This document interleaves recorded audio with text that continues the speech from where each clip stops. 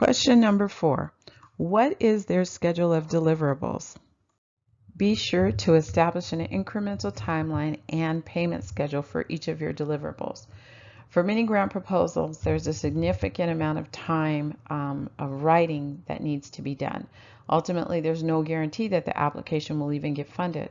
This puts both the client, you, and the writer in a quandary with regard to payment and ensuring that payment is made for the work that is being done.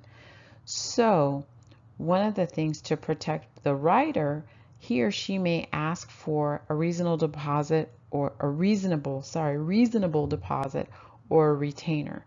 This ensures that the work that they've done gets paid for, and that if for whatever reason you as a client either wants to stop the agreement, they've at least got a return on their investment of time.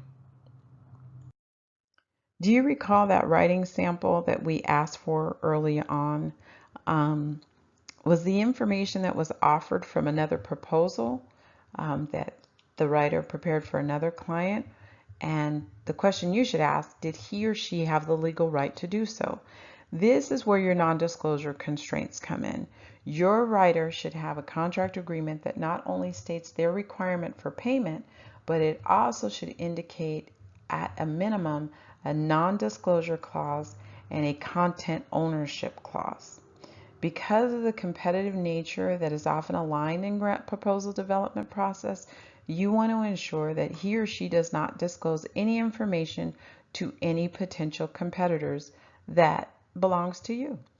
It also means that unless you specifically give them permission, they should not use your work as a writing sample at all. Rather, it would be better if they're looking for referential information.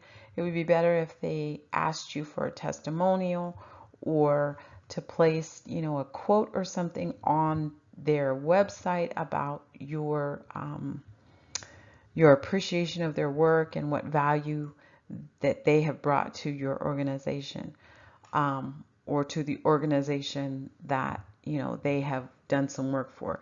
But by all means, make sure that in your contracting agreement, in your contracting discussion, that non-disclosure is a hot topic. And for one last question, what 2 sets of numbers should you know prior to securing your writer? Budget A. How much are you willing and able to pay that writer? Both hourly and fixed rates are common to the grant writing profession. Each have its benefits and each have its drawbacks. But one thing that is a hindrance is not knowing what your budget is for this writing project. Your budget is the amount you are willing to pay for the completion of this writing effort. No matter what it is, high or low, if possible, have a number in your mind before they tell you their writing fee. If you have no idea what is realistic, estimate how many pages will be required to complete the grant proposal. This should include budgets and forms. Estimate 1.5 to 2 hours per page and then multiply that by the hourly rate. That should be what you're willing to pay. Before your stomach drops on that fee, keep in mind that grant writers range from $36 to $125 an hour, yet many are willing to negotiate a fixed fee. So if your budget and their rates don't align, ask them if they'll consider an in-kind donation. This option is where you pay for a portion and the balance is considered a donation to your organization. This becomes a tax write-off for their company and you get the services that you need. Just be sure to create the appropriate donation letter that reflects the arrangement. Another number for you to keep in mind is how much you are actually requesting from the funding stream. A budget is a critical element in every funding proposal, and having a good idea as to how much your organization will request is a significant start. Although your grant writer may complete your budget, the creation and allocation of your budget should not lie solely in their hands. Clearly, a savvy and experienced grant writer may make recommendations based on their familiarity of the grant source and other requirements, but you should have a sound idea as to how you are going to utilize the funds. Unless otherwise stated as an allowable expense, do not assume that you can take your grant writing funds from the application proceeds.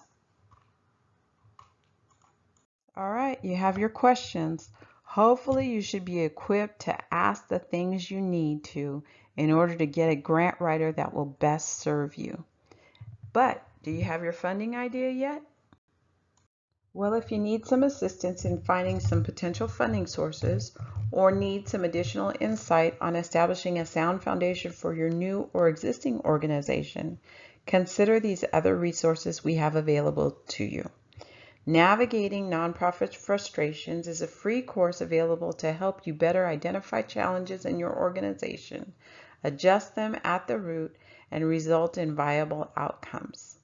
Our Nonprofit Development and Sustainability Program is a comprehensive 7-module coaching and curriculum series for creating or reconstructing your organization.